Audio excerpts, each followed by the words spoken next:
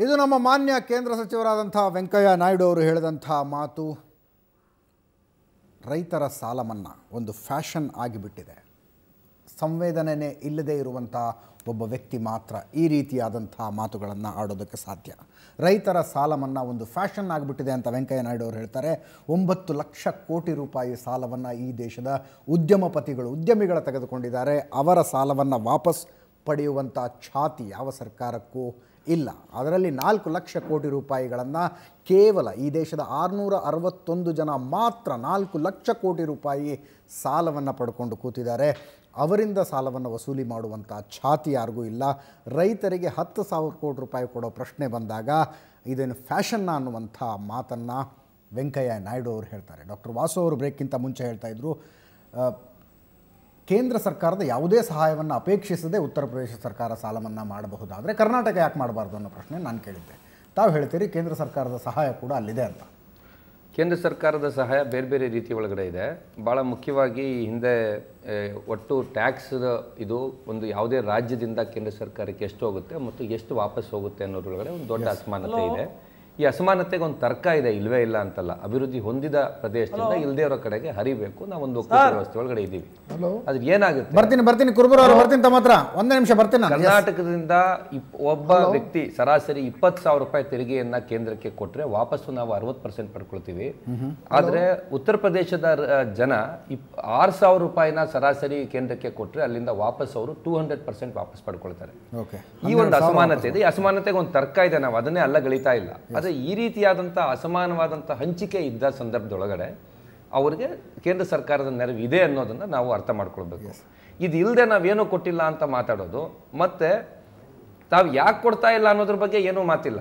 ಯಾಕಾಗಿ ತಾವು 1,14,000 ಕೋಟಿ ರೂಪಾಯಿನ ಇವರಿಗೆಲ್ರಿಗೂ ಮನ್ನಾ ಮಾಡಿದ್ವಿ. ಈಗ ವೆಂಕಯ್ಯ ನಾಯ್ಡು ಅವ್ರು ಕೇಳ್ತಿದ್ದಾರೆ, ಇದೇನು ಅರುಂಧತಿ ಭಟ್ಟಾಚಾರ್ಯ ಅವ್ರ ಮನೆ ಹಣನ ಅಂತ ಕೇಳ್ತಾರೆ. ಹಾಗಾದ್ರೆ ತಾವು ಇವ್ರಿಗೆಲ್ಲ 1,14,000 ಕೋಟಿ ಅದ್ಯಾರಪ್ಪನ ಮನೆ ಹಣ?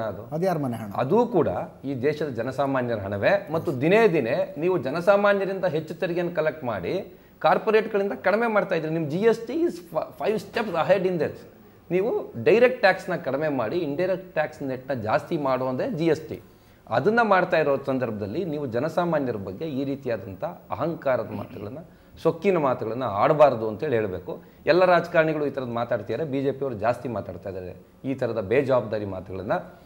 ಬಟ್ ಇದರೊಳಗಡೆ ನಾನು ನಿರೀಕ್ಷೆ ಮಾಡುವಂಥದ್ದು, ಕಾಂಗ್ರೆಸ್ನವರು ಇಷ್ಟೇನಾಗಿದ್ರೆ ಇದಕ್ಕೂ ಆಚೆಗೆ ನೀವು ಬರಬೇಕಲ್ವಾ? ಅದನ್ನೇ ನಾನು ಆಗಲೇ ಹೇಳಿದೆ.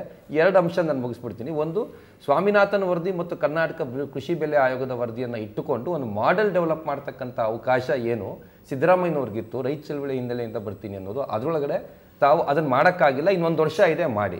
ಎರಡನೇದು, ನಾವು ಇಷ್ಟೋ ತನಕ ಮ್ಯಾಕ್ರೋ ಲೆವೆಲ್ ಚರ್ಚೆ ಮಾಡಿದ್ವಿ. ಮೈಕ್ರೋ ಲೆವೆಲ್ ಸುಮಾರು ಪ್ರಾಬ್ಲಮ್ಸ್ ಇವೆ. ಒಂದು ಖರೀದಿ ಕೇಂದ್ರದ ಉದಾಹರಣೆ ತೆಗೆದುಕೊಳ್ಳಿ. ರೈತರು ಸಾಲದ ಹೊರೆ ತಾಳಲಾರದೆ ಮಾರಿಬಿಟ್ಟು ನಂತರ ನೀವು ಖರೀದಿ ಕೇಂದ್ರನ ತೆಗೆದಾಗ ಅವ್ರಿಗೆ ಅದು ಲಾಭ ಆಗ್ತಾ ಇರ್ತಕ್ಕಂಥದ್ದು ಮಧ್ಯವರ್ತಿಗಳಿಗೆ ಇವತ್ತಿನ ತನಕ ತಾವು ಅದನ್ನು ಬಗೆಹರಿಸೋಕ್ಕೆ ಸಾಧ್ಯ ಆಗಿಲ್ಲ. ಏನೇ ಹೇಳಿದ್ರು ಚಾಪೆ ಕೆಳಗಡೆ ಜನ ತೂರ್ತಾ ಇದ್ದಾರೆ. ನೋಡಿ, ಮೈಶುಗರ್ ಥರದ ಒಂದು ಕಾರ್ಖಾನೆ, ಅಲ್ಲಿ ಜನ ಭಾಳ ಸಮಸ್ಯೆಯಲ್ಲಿದ್ದಾರೆ. ಅತ್ಯಂತ ಹೆಚ್ಚಿನ ಆತ್ಮಹತ್ಯೆಗಳಲ್ಲಿ ನಡೀತಾ ಇದೆ. ಇವತ್ತಿನವರೆಗೂ ಮೈಶುಗರ್ ವ್ಯಾಪ್ತಿಯ ರೈತರಿಗೆ 2,55,00,000 ರೂಪಾಯಿ ಟ್ರಾನ್ಸ್ಪೋರ್ಟ್ ಸಬ್ಸಿಡಿ ಕೊಟ್ಟಿಲ್ಲ. ಬನ್ನಾರಿ ಅಮ್ಮನಿಗೆ ನೀವೇ ಕಪ್ಸ್ ಹಾಕ್ಸಿದ್ದೀರಿ. ಮಾದೇವ ಪ್ರಸಾದ್ ಮತ್ತು CM ಸಿದ್ದರಾಮಯ್ಯ ಅವರು ನಿಂತ್ಕೊಂಡು ಅಲ್ಲಿಂದ ಬರಬೇಕಾಗಿರುವಂಥ 7 ಕೋಟಿ ನೀವು ಕೊಡ್ಸೋಕ್ಕಾಗಿಲ್ಲ. ಈ ಥರದ್ದು ಬೇಕಾದಷ್ಟು ವಿಚಾರಗಳಿವೆ. ಶಾಶ್ವತ ನೀರಾವರಿ ಸಮಸ್ಯೆ ಇನ್ನೂ ಶಾಶ್ವತವಾಗಿ ಉಳ್ಕೊಂಡಿದೆ. ಆ ಸಂದರ್ಭದಲ್ಲಿ ನೀವು ವಾಟರ್ ಇಂಟೆನ್ಸ್ ಕ್ರಾಪ್ಸ್ ಅಲ್ಲದೆ ಬೇರೆ ರೀತಿಯಲ್ಲಿ ಏನು ಮಾಡ್ಬೋದು, ಅದಕ್ಕೆ ನಾವು ಯಾವ ಥರ ಸಬ್ಸಿಡಿ ಕೊಟ್ಟು ನಿಮ್ಮನ್ನು ರಕ್ಷಣೆ ಮಾಡ್ತೀವಿ ಅನ್ನೋ ಭರವಸೆ ನಿಮ್ಮ ಕೈಲಿ ಈ ಎಲ್ಲ. ಮತ್ತು ಲಾಸ್ಟ್ ಪಾಯಿಂಟ್ ಅಧಿಕಾರಿಗಳೇನಿದ್ದಾರೆ ಈ ಸರ್ಕಾರದೊಳಗಡೆ, ಈ ಅಧಿಕಾರಿಗಳು ಜನರ ವಿರೋಧವಾಗಿ ಕೂಡ ಇದ್ದಾರೆ ಮತ್ತು ಸರ್ಕಾರದ ವಿರುದ್ಧ ಕೂಡ ಇದ್ದಾರೆ. ಇದು ಇನ್ನೂ ಈ ಕಾಂಗ್ರೆಸ್ ಸರ್ಕಾರಕ್ಕೆ ಇವ್ರಿಗೆ ಅರ್ಥ ಆಗದೆ ಇದ್ರೆ ಇದು ನಾವಿನ್ನೇನು ಮಾಡೋಕ್ಕಾಗೋದಿಲ್ಲ. ಇವರ ಮೇಲೆ ಕಂಟ್ರೋಲ್ ತೆಗೆದುಕೊಳ್ತಕ್ಕಂಥ ಕೆಲಸ ಭಾಳ ಧಾಡಸಿ ಜನ ಅಂತ ಹೇಳ್ತಾ ಇದ್ದಂಥ ಸಿದ್ದರಾಮಯ್ಯನವರಾಗಲಿ ಕಾಗೋಡು ತಿಮ್ಮಪ್ಪನವರಾಗಲಿ ಇವ್ರಿಗೆ ಸಾಧ್ಯ ಆಗಿಲ್ಲ ಇವತ್ತಿನ ತನಕ. ಹಾಗಾಗಿನೇ ಜನಸಾಮಾನ್ಯರಿಗೆ ಇದು ಭ್ರಷ್ಟಾಚಾರ ಎಲ್ಲ ಟೈಮಲ್ಲಿ ಮಾಡ್ಕೊಂಡು ಬಂದಿದ್ದೆ. ಸರ್ಕಾರ ಕೊಟ್ಟಂಥ ಕೃಷಿಗೆ ಸಂಬಂಧಿಸಿದ ಯೋಜನೆಗಳು ಹೆಂಗೆ ಎಲ್ಲೆಲ್ಲಿ ಫೇಲ್ ಆದವು ಅನ್ನೋದು, ಅದಷ್ಟು ಅಧಿಕಾರಶಾಹಿ ಮೇಲೆ ಸಹಜವಾದಂಥ ಆರೋಪ ಬರುವಂಥದ್ದು. ಸರ್, ತಾವು ಬಯಸ್ರಿ ಬಿಡ್ರಿ, ಇದು ಎಲೆಕ್ಷನ್ ಇಶ್ಯೂ ಆಗೇ ಆಗುತ್ತೆ. ಮತ್ತು ಎಲೆಕ್ಷನ್ ಕಾರಣಕ್ಕೋಸ್ಕರ ಕೂಡ ಸಾಲ ಮನ್ನಾ ಆಗಿದೆ ಅನ್ನೋದನ್ನು ಅಲ್ಲಗಳೆಯೋದಕ್ಕಾಗೋದಿಲ್ಲ. ಇದನ್ನೇ ಕಾರಣ ಇಟ್ಕೊಂಡು BJP ಅವ್ರು ಮಾಡಿಸ್ಲಿಲ್ಲ, ಈ ಹಗ್ಗ ಜಗ್ಗಾಟದ ಮಧ್ಯೆ ರೈತ ಪ್ರಾಣ ಹೋಗೋದು ಅವನು ಸರ್, ಒದ್ದಾಡೋನು ಅವನು. ನೋಡಿ, ನಾನು ಮೊದಲು ಕೂಡ ಹೇಳಿದೆ, ರೈತರ ಪರವಾಗಿ ನಾವು ಎಷ್ಟೇ ಕಾರ್ಯಕ್ರಮ ಘೋಷಣೆ ಮಾಡಿದ್ರೂ ಕೂಡ ಅದು ಸಾಲದು. ನಮ್ಮ ರೈತರ ಬದುಕನ್ನು ಹಸನು ಮಾಡ್ತಕ್ಕಂಥದ್ದಕ್ಕೆ ಬಹುಶಃ ಅನೇಕ ಇನ್ನೂ ಸುಧಾರಣೆಗಳಾಗಬೇಕಾಗಿದೆ. ಆದರೆ ನಮ್ಮ ಸರ್ಕಾರ ಕೆಲಸ ಮಾಡಿಲ್ಲ ಅಂತ ನಾವು ಏನು ಆ ಥರ ಒಂದು ನಕಾರಾತ್ಮಕವಾಗಿ ಹೇಳ್ತಕ್ಕಂಥದ್ದು ಕೂಡ ಅಲ್ಲ. ಸುಮಾರು 36,000 ಕೋಟಿ ರೂಪಾಯಿಯಷ್ಟು ಬಡ್ಡಿ ರಹಿತ ಸಾಲವನ್ನು ರೈತರು ಕೊಟ್ಟಿದ್ದೇವೆ ಮತ್ತು ಸುಮಾರು 4 ಲಕ್ಷ ಹೆಕ್ಟೇರ್ ಕೃಷಿ ಭಾಗ್ಯ ಅಡಿಯಲ್ಲಿ ಅವರಿಗೆ ನೀರಾವರಿ ಮುಟ್ಟಿಸ್ತಕ್ಕಂಥ ಹನಿ ನೀರಾವರಿ ಮುಟ್ಟಿಸ್ತಕ್ಕಂಥದ್ದು ಮಾಡಿದ್ದೀವಿ. ನೀರಾವರಿ ಯೋಜನೆಗಳಿಗೆ ಹಣ ಖರ್ಚು ಮಾಡುವಂಥದ್ದು ಮಾಡಿದ್ದೇವೆ. ಎಲ್ಲ ರೀತಿಯಲ್ಲೂ ಕೂಡ ನಾನು ಎಲ್ಲವೂ ಮಾಡಿದ್ದೀವಿ ಅಂತ ಹೇಳೋಕ್ಕಾಗಲ್ಲ, ಯಾಕಂದರೆ ಯಾರ ಕೆಲವು ಸಾಧ್ಯ ಇಲ್ಲ. ಕೂತ್ಕೊಂಡು ಮಾತಾಡೋ ಸಲಹೆ ಕೊಡ್ತಕ್ಕಂಥವ್ರು ನಾನು ಅವ್ರಿಗೆ ಗೌರವಿಸ್ತೇನೆ. ಖಂಡಿತವಾಗಿ ಅವ್ರು ಒಳ್ಳೊಳ್ಳೆ ಸಲಹೆಗಳು ಕೊಡ್ತಾ ಇದ್ದಾರೆ, ಅದನ್ನು ನಾವು ಆದಷ್ಟು ಮಟ್ಟಿಗೆ ಅಳವಡಿಸ್ತಕ್ಕಂಥ ಪ್ರಯತ್ನ ಮಾಡೋಣ. ಆದರೆ ಇವತ್ತು BJP ಸರ್ಕಾರ ಏನು ಮಾಡ್ತಾ ಇದೆ, ಇವತ್ತು ಕೇಂದ್ರದ BJP ಸರ್ಕಾರ, ಅದು ಕರ್ನಾಟಕ ವಿಶೇಷವಾಗಿ ಭಾರತೀಯ ಜನತಾ ಪಕ್ಷಕ್ಕೆ ಕಳೆದ 4 ಪಾರ್ಲಿಮೆಂಟ್ ಚುನಾವಣೆಗಳಲ್ಲಿ 17, 18 ಇದೇ ರೀತಿಯಾಗಿ ಪಾರ್ಲಿಮೆಂಟ್ ಮೆಂಬರ್ಸ್ನ ಗೆಲ್ಲಿಸ್ತಾ ಇದ್ದಾರೆ. ಕೇಂದ್ರಕ್ಕೆ ಶಕ್ತಿ ಕೊಡ್ತಾ ಇರ್ತಕ್ಕಂಥದ್ದು ಇವತ್ತು ನಮ್ಮ ರಾಜ್ಯ BJPಗೆ. ಆದರೆ ಒಬ್ಬರು ಕೂಡ ಇವತ್ತು ಉತ್ತರ ಕೊಡೋದಕ್ಕೆ ಯಡಿಯೂರಪ್ಪನವರಾಗಿರ್ಬೋದು, ಇದು ನಿಜಾಂಶ, ಇದರಲ್ಲಿ ಸತ್ಯಾಂಶ, ಸುಳ್ಳು ಹೇಳ್ತಾ ಇಲ್ಲ ನಾನು. ಇವತ್ತು ಒಬ್ಬ BJP ಮುಖಂಡನು ಕೂಡ ನಾನು ಹೋಗಿ ನರೇಂದ್ರ ಮೋದಿ ಹತ್ರ ಮಾತಾಡ್ತೀನಿ, ಇದ್ರ ಬಗ್ಗೆ ನನಗೆ ನಮ್ಮ ರಾಜ್ಯಕ್ಕೆ ಅನ್ಯಾಯ ಆಗ್ತದೆ ಅಂತ ಹೇಳ್ತಕ್ಕಂಥ ಆ ಒಂದು ಧೈರ್ಯನೂ ಕೂಡ ಇಲ್ಲದೆ ಹೋದರೆ, ಇವತ್ತು ಯಡಿಯೂರಪ್ಪನವ್ರ ಬಗ್ಗೆ ನಮಗೆ ಭಾಳ ಗೌರವ ಇದೆ. ಆದರೆ ಇವತ್ತು ಊರೆಲ್ಲ ಸುತ್ತಾಡ್ತಾ ಇದ್ದಾರೆ. ಅದು ಒಂದು ಸಲನೂ ಕೂಡ ಅವರು ಪ್ರಧಾನಮಂತ್ರಿ ಹತ್ರ ಹೋಗಿ ಈ ಸಾಲ ಮನ್ನಾ ವಿಚಾರ ಆಗಲಿ, ಬೇರೆ ವಿಚಾರಗಳಾಗಲಿ, ಮಹದಾಯಿ ವಿಚಾರ ಆಗಲಿ, ಯಾವುದೇ ವಿಚಾರ ಆಗಲಿ ಧೈರ್ಯವಾಗಿ ನರೇಂದ್ರ ಮೋದಿನಿಂದ ಅವ್ರ ಎದುರು ನಿಂತ್ಕೊಂಡು ಮಾತನಾಡ್ತಕ್ಕಂಥ ಕಳಕಳಿನೂ ಕೂಡ ತೋರಿಸಲಿಲ್ಲ ಮತ್ತು ಬದ್ಧತೆ ಕೂಡ ತೋರಿಸಲಿಲ್ಲ. ಅದೇ BJP ಡೋಂಗಿ ರಾಜಕಾರಣವನ್ನು ನಿಲ್ಲಿಸಬೇಕು. ಇವತ್ತು ಅವರು ಕೂಡ ಹೋರಾಟ ಮಾಡಲಿ, ನಮ್ಮ ವಿರುದ್ಧ ಮುಂದಿನ ತಿಂಗಳು ದೊಡ್ಡ ಸಮಾವೇಶ ಮಾಡಿ ರೈತರ ಸಮಾವೇಶ ಮಾಡ್ತೀವಿ ಅಂತ ಏನೋ ಹೇಳ್ತಾ ಇದ್ರು. ಇವತ್ತು ಕೇಂದ್ರದ BJP ಒಂದು ಸರ್ಕಾರ ವಿರುದ್ಧ ಮಾಡಿ ಅಂತ ಹೇಳಲ್ಲ, ಒತ್ತಡ ತರ್ತಕ್ಕಂಥ ಒಂದು ರೈತರ ಸಮಾವೇಶ ಮಾಡಲಿ, ಸಾಲ ಮನ್ನಾ ಏನಿದೆ ಕೇಂದ್ರ ಸರ್ಕಾರದಿಂದ ಸಹಾಯ ಮಾಡ್ತಕ್ಕಂಥ ಕೆಲಸ ಮಾಡಿಸ್ಲಿ, ಯಾರು ಬೇಡ ಅಂತ ಹೇಳ್ತಾರೆ. ಎಲ್ಲವೂ ಕೂಡ ರಾಜ್ಯ ಸರ್ಕಾರದ ಮೇಲೆ ನೀವು ಗೂಬೆ ಕೂರಿಸೋಕ್ಕೆ ಪ್ರಯತ್ನ ಮಾಡಿದ್ರೆ ನಾವು ಖಂಡಿತವಾಗಿಯೂ ನಾವೆಲ್ಲ ಮಾಡಿಬಿಡೋದು ಹೇಳ್ತಕ್ಕಂಥ ಅಹಂಕಾರನೂ ಕೂಡ ಇಲ್ಲ. ಆದರೆ ಸಾಕಷ್ಟು ಮಾಡಿದ್ದೀವಿ, ಅನೇಕ ಸಲಹೆಗಳು ಕೊಡ್ತಾ ಇದ್ದಾರೆ. ಖಂಡಿತವಾಗಿ ಲೋಪದೋಷಗಳು ನಮ್ಮ ವ್ಯವಸ್ಥೆಯಲ್ಲಿ ಇದೆ, ಅದನ್ನು ಸ್ವೀಕಾರ ಮಾಡೋಣ. ಆದರೆ ಅದ್ರ ಜೊತೆಯಲ್ಲಿ ಮಾಡಿರ್ತಕ್ಕಂಥದ್ದನ್ನು ಕೂಡ ನೀವು ಪೂರ್ತಿಯಾಗಿ ಸಾರಾಸಗಡ ತಳ್ಳ ಹಾಕ್ಬಿಟ್ರೆ ಇವತ್ತು ಅದನ್ನು ಎಲ್ಲೊಂದು ಕಡೆ ನಾವು ಮಾಡಿರ್ತಕ್ಕಂಥ ಕೆಲಸಕ್ಕೆ ಕೂಡ ಇವತ್ತಿನ ದಿವಸ ಗೌರವ ಸಿಕ್ಕೋದಿಲ್ಲ. ಇವತ್ತು 8,200 ಕೋಟಿ ರೂಪಾಯಿ ಅದೇನು ಕಡಿಮೆ ಹಣ ಏನಲ್ಲ ಒಂದು ರಾಜ್ಯ ಸರ್ಕಾರಕ್ಕೆ. ಮನ್ನಾ ಇತಿಹಾಸದಲ್ಲಿ ಇಷ್ಟು ಹಣ ಯಾರೂ ಮಾಡಿರಲಿಲ್ಲ, ಅದು ಮಾಡಿದ್ದೀವಿ. ಶೂನ್ಯ ಬಡ್ಡಿ ಸಾಲ, ಹೈನುಗಾರಿಕೆಗೆ ಸಬ್ಸಿಡಿ, ಅನೇಕ ಕೃಷಿ ಭಾಗ್ಯ ಯೋಜನೆ ಮತ್ತು ಇದೆಲ್ಲ ಮಾಡ್ತಾ ಇದ್ದೀವಿ. ಇನ್ನೂ ಹೆಚ್ಚು ಮಾಡೋಣ. ನೀವು ಹೇಳ್ತಾ ಕೃಷಿ ಬೆಲೆ ಆಯೋಗ ನಾವೇ ರಚನೆ ಮಾಡಿರುವಂತದ್ದು, ಅದನ್ನ ಯಾವ ರೀತಿಯಾಗಿ ಇನ್ನು ಕಾರ್ಯಗತ ಮಾಡಬೇಕು, ಹೇಗೆ ಮಾಡಬೇಕು, ರೈತರಿಗೆ ಮುಖ್ಯವಾಗಿ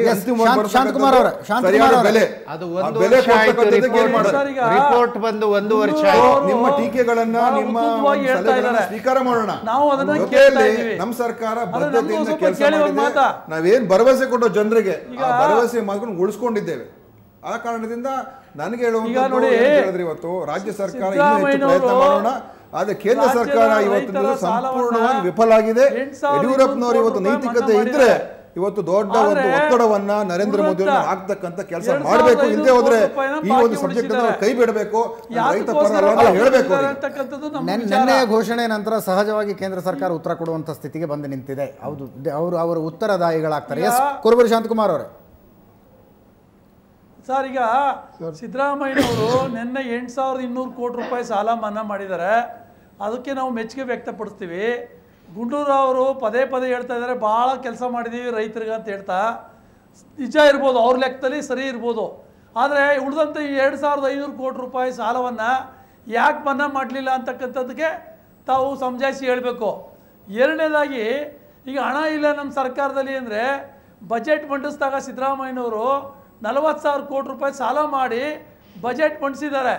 ಅದೇ ರೀತಿ ನುಡಿದಂಥ 2,500 ಕೋಟಿ ರೂಪಾಯಿನೂ ಕೂಡ ಮನ್ನಾ ಮಾಡಿ 50,000 ರೂಪಾಯಿ ಮಿತಿನ ತೆಗೆದಾಕಿ ರಾಜ್ಯದ ಎಲ್ಲ ಬೆಳೆ ಸಾಲವನ್ನು ಮನ್ನಾ ಮಾಡಿದ್ದೀವಿ ಅಂತ ಘೋಷಣೆ ಮಾಡಿ, ಆಗ ನಿಮ್ಮ ಪರವಾಗಿ ನಾವು ನಿಲ್ತೀವಿ. ಕೇಂದ್ರ ಸರ್ಕಾರಕ್ಕೆ ರಾಷ್ಟ್ರೀಕೃತ ಬ್ಯಾಂಕ್ಗಳಿರ್ತಕ್ಕಂಥ ಸಾಲವನ್ನು ಮಾಡಲಿಕ್ಕೆ ನಾವೆಲ್ಲ ಸೇರಿ ಹೋರಾಟ ಮಾಡೋಣ ಅಂತ ನಿಮಗೆ ನಾವು ಒತ್ತಾಯ ಮಾಡ್ತೀವಿ. ನೀವು ಮುಖ್ಯಮಂತ್ರಿಗಳಿಗೆ ಹೇಳಿ. ಶಾಂತಕುಮಾರ್, 40,000 ಕೋಟಿ ಸಾಲ ಮಾಡಿದ್ರೆ ಇನ್ನೊಂದು 2,000 ಕೋಟಿ ಸಾಲ ಮಾಡಿದ್ರು ಪರವಾಗಿಲ್ಲ, ಇಷ್ಟನ್ನು ಮನ್ನಾ ಮಾಡಬಹುದಾಗಿತ್ತು ಅಂತ ಗುರುರಾಜ್ ಹುಣಸಿಮರದವರು ಹುಬ್ಳಿ ಸ್ಟುಡಿಯೋದಲ್ಲಿದ್ದಾರೆ, JDS ವಕ್ತಾರರು. ಎಸ್ ಗುರುರಾಜ್ ಅವರೇ, ಕುಮಾರಸ್ವಾಮಿ ಅವರು ಹೋದಲ್ಲೆಲ್ಲ ಹೇಳ್ತಿದ್ರು ಅಧಿಕಾರಕ್ಕೆ ಬಂದ ಮೊದಲನೇ ಡಿಸಿಷನ್ನೇ ನಮ್ಮದು ಸಾಲ ಮನ್ನಾ ಆಗುತ್ತೆ ಅಂತ. ಆದರೆ ಆ ಕೆಲಸವನ್ನು ಸಿದ್ದರಾಮಯ್ಯನವರೇ ಮಾಡಿ ಪೊಲಿಟಿಕಲ್ ಲಾಭವನ್ನು ಪಡ್ಕೊಂಡ್ಬಿಟ್ರ. ಇವತ್ತು ರಾಜಕೀಯ ಉದ್ದೇಶದಿಂದ ಇದನ್ನು ಮಾಡಿದ್ದಾರೆ. ನಾವು ಸ್ವಾಗತವನ್ನು ಮಾಡ್ತೀವಿ. 50,000 ಕೋಟಿ KMF ಅಧ್ಯಕ್ಷರ ನೇಮಿಸುವಾಗಲೂ ರಾಜಕೀಯ ಲೆಕ್ಕಾಚಾರಗಳಿರ್ತವೆ ಸರ್. ಸಾಲ ಮನ್ನಾ ಮಾಡುವಾಗ ಇರಬಾರ್ದು ಅಂದ್ರೆ ನೀವು ಆದರೆ ಈ ಸಾಲ ಮನ್ನಾ ಏನಿದೆ ಇದು ಇನ್ನೂ ಹೆಚ್ಚು ಆಗಬೇಕಾಗಿತ್ತು.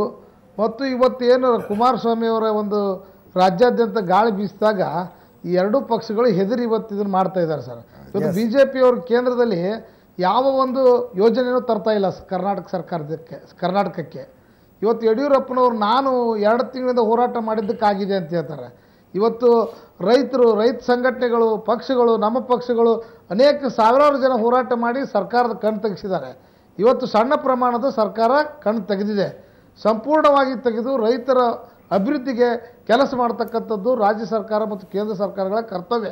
ಇವೆರಡೂ ಮಾಡದೇ ಇರೋದಕ್ಕೆ ಸಂಬಂಧನೇ ನಮ್ಮ ಮಾನ್ಯ ಕುಮಾರಸ್ವಾಮಿ ಅವರು 2.5 ವರ್ಷದ ಹಿಂದಿನಿಂದ ಹೇಳಿದ್ದಾರೆ, 24 ಗಂಟೆ ಕೊಟ್ಟರೆ ಸಾಕು ನನಗೆ, ನಾನು ಸಂಪೂರ್ಣವಾಗಿ ಸಾಲ ಮನ್ನಾ ಬರೀ ರಾಜ್ಯ ಸರ್ಕಾರದ್ದಲ್ಲ, ಎರಡೂ ಸಾಲಗಳನ್ನು ನಾನೇ ನನ್ನ ಸರ್ಕಾರದ ಮುಖಾಂತರ ಅಂತ ಹೇಳಿದ್ದಾರೆ. ಈ ಎರಡೂ ಕಾಂಗ್ರೆಸ್ ಮತ್ತು BJPಗಳು ಕೇಂದ್ರ ಮತ್ತು ರಾಜ್ಯಗಳ ಮೇಲೆ ಹಾಕ್ತಾ ಇದ್ದಾರೆ.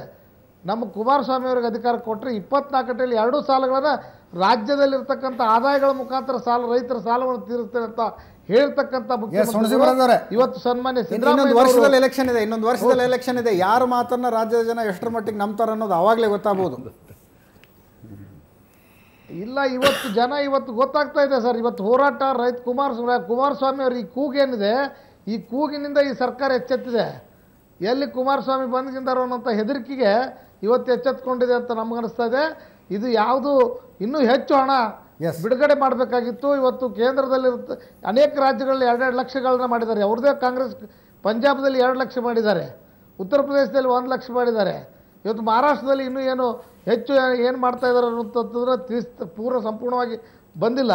ಆದರೆ ಇವತ್ತು ನಮ್ಮ ರಾಜ್ಯ ಸರ್ಕಾರ ಸನ್ಮಾನ್ಯ ಸಿದ್ದರಾಮಯ್ಯನವರು ಹಿಂದಿನಿಂದ ರೈತರ ಪರವಾಗಿ ನಮ್ಮ ಪಕ್ಷದಾಗಿದ್ದಾಗೂ ರೈತರ ಪರವಾಗಿಯೇ ಹೋರಾಡಿದವರು. ಆದರೆ ಇವತ್ತು ಆ ಕಾಂಗ್ರೆಸ್ನಲ್ಲೇ ಅಪಸ್ವರ ಇದೆ. ಅವರು 50,000 ಮಾಡಿದ್ದಕ್ಕೂ ನಮ್ಮ ಪಕ್ಷವನ್ನು ಕೇಳಿಲ್ಲ ಅನ್ನುವಂಥ ಅಪಸ್ವರ ಸನ್ಮಾನ್ ಪರಮೇಶ್ವರ್ ಅವರು ಎತ್ತಾ ಇದ್ದಾರೆ. ಇವತ್ತು ಇದು ಅದಕ್ಕೆ ನಾವು ಹೇಳೋದು ರೈತರ ನಿಜವಾದ ಕಾಳಜಿಯಿಂದ ಸಾಲ ಮನ್ನಾ ಮಾಡಿ ಹೇಳ್ತೇವೆ. ಸುಮ್ಮನೆ ಈ ರೀತಿ ಮಾತುಗಳು ಆಡಬೇಡಿ.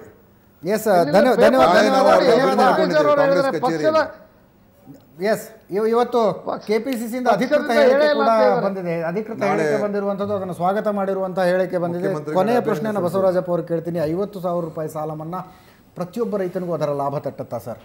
ಇದರಲ್ಲಿ ಭಯ ಇರುವಂಥದ್ದು, ತುಂಬಾ ಜನ ಭಯವನ್ನು ವ್ಯಕ್ತಪಡಿಸ್ತಾ ಇದ್ದಾರೆ. ಯಾವುದೋ ಬಡ್ಡಿಗೆ 16 ಲಕ್ಷ ಜನರಿಗೆ ಸಾಲ ಕೊಟ್ಟಿರ್ತಕ್ಕಂಥ 22 ಲಕ್ಷದೊಳಗಡೆ 16 ಲಕ್ಷ ಜನರಿಗೆ ಸಂಪೂರ್ಣ ಸಾಲ ಮನ್ನಾ ಆಗುತ್ತೆ. ಇನ್ನು 6 ಲಕ್ಷ ಜನರಿಗೆ ನಾವು ಅದಕ್ಕೆ ಸರ್ಕಾರಕ್ಕೆ ಒತ್ತಾಯ ಮಾಡ್ತಾ ಇದ್ದಿದ್ದು ಯಾಕೆ ಅಂತ ಹೇಳಿದರೆ, ಸಂಪೂರ್ಣ ಸಾಲ ಮನ್ನಾ ಮಾಡಿಬಿಟ್ರೆ ಎಷ್ಟು ಮಾಡಿದ್ವಿ, ಎಷ್ಟು ಬಿಟ್ವಿ, ಎಷ್ಟು ಲಕ್ಷ, ಎಷ್ಟು ಲಿಮಿಟ್ ಏನು ಇರ್ತಿರಲಿಲ್ಲ. ನಾವು ಸಂಪೂರ್ಣ ಚರ್ಚೆ ಆರಂಭದಲ್ಲೇ ದಿನೇಶ್ ಗುಂಡೂರಾವ್ ಹೇಳಿದ್ರು ನಮಗೆ ಲಭ್ಯ ಇದ್ದಂತಹ ಸಂಪನ್ಮೂಲದಲ್ಲಿ ಇಷ್ಟು ಮಾಡಕ್ಕೆ ಸಾಧ್ಯ ಇತ್ತು ಅನ್ನುವಂತ ಮಾತು. ಅವರು ಪೊಲಿಟಿಕಲ್ ಗೇನ್ಗೋಸ್ಕರನೇ ಮಾಡಿದ್ದಾರೆ. ನಾನು ಇವತ್ತು ಪೊಲಿಟಿಕಲ್ ಗೇನ್ಗೋಸ್ಕರನೇ ಎಲ್ಲ ಹೆಚ್ಚು ಮಾಡಿ ಅಂತ ಅದೇ ನಾನು ಪೊಲಿಟಿಕಲ್ ಗೇನ್ಗೋಸ್ಕರನೇ ಮಾಡಿದ್ದಾರೆ. ಸಂಪೂರ್ಣ ಲಾಭ ಅವರೇ ತಗೊಳ್ಳಿ. ನಾವು ಸಂಪೂರ್ಣ ಇವತ್ತು ಅರೆಬರೆ ಸ್ವಾಗತ ಮಾಡ್ತಾ ಇದ್ವಿ. ಅವರು 10,600 ಕೋಟಿಗೆ ಮಾಡಿಬಿಟ್ಟಿದ್ರೆ ಸಂಪೂರ್ಣ ಸ್ವಾಗತ ಮಾಡ್ತಾಯಿದ್ರು. ಯಾವ ಪಕ್ಷದವರು ಯಾರು ಕೂಡ ಅವ್ರ ಬಗ್ಗೆ ಬಟ್ಟಿಟ್ಟು ತೋರ್ಸಂಗಿರಲ್ಲ. 50,000ನ, ಲಕ್ಷನ, 25,000 ಅನ್ನಂಗಿರಲಿಲ್ಲ. ಅದು ಎಷ್ಟು ಕೊಟ್ಟಿದ್ದಾರೋ ಎಷ್ಟು ಬಿಟ್ಟಿದ್ದಾರೋ ಪ್ರತಿಯೊಬ್ಬರದ್ದು 22 ಲಕ್ಷ ರೈತರ ಸಾಲ ಸಂಪೂರ್ಣ ಮನ್ನಾ ಹೋಗ್ಬಿಡ್ತಿತ್ತು. ಅದನ್ನು ಗುಂಡೂರಾಯರು ಇವರು ದಿನೇಶ್ ಅವರು ಸರ್ಕಾರದ ಮುಖ್ಯ ಜವಾಬ್ದಾರಿ ಸ್ಥಾನದಲ್ಲಿದ್ದಾರೆ. ಇನ್ನು ಮುಂದಾದ್ರೂ ಕೂಡ ಆಲೋಚನೆ ಮಾಡಲಿ. ಆ ಕೆಲಸ ಮಾಡಿದರೆ ಭಾಳ ಒಂದು ಯಶಸ್ಸು ಸಿಗುತ್ತೆ ಅವರಿಗೆ, ಆ ಲಾಭನೂ ಪಡ್ಕೊಳ್ಳಿ ಅಂತಕ್ಕಂಥದ್ದು ನಮ್ಮ ಅಭಿಪ್ರಾಯ. ಯಾವುದು ಆ ವಿಚಾರದಲ್ಲಿ. ಆಮೇಲೆ ಪೊಲಿಟಿಕಲ್ ಲಾಭಕ್ಕೋಸ್ಕರನೇ ಮಾಡಿದ್ದಾರೆ ಅನ್ನುವಂಥ ಮಾತನ್ನ ಅವಾಗಲೇ ಗುರುರಾಜ್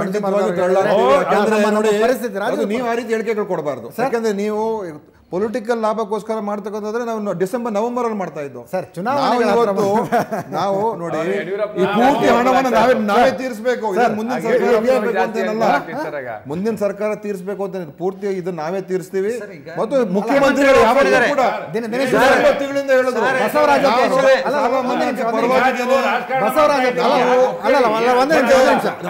ರಾಜಕಾರಣ ನೀವು ಏನೇ ಮಾಡೋದು ರಾಜಕಾರಣ ಅಧ್ಯಕ್ಷರ ನೇಮ್ ಅಧ್ಯಕ್ಷರ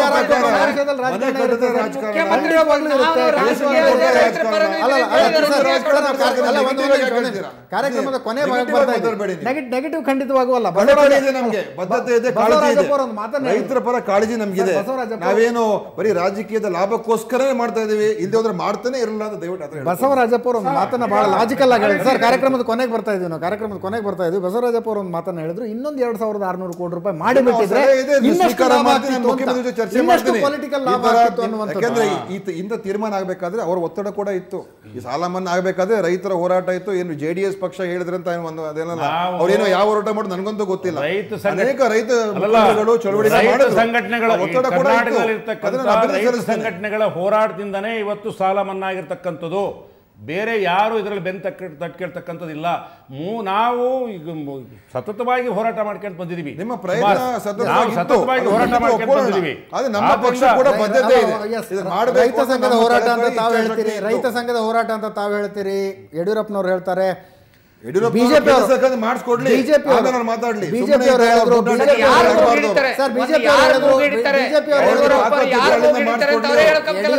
ಯಡಿಯೂರಪ್ಪನವರು ಸಿದ್ದರಾಮಯ್ಯನವರ ಮೂಗು ಹಿಡಿದು ಸಾಲ ಮನ್ನಾ ಮಾಡಿಸಿದ್ರು.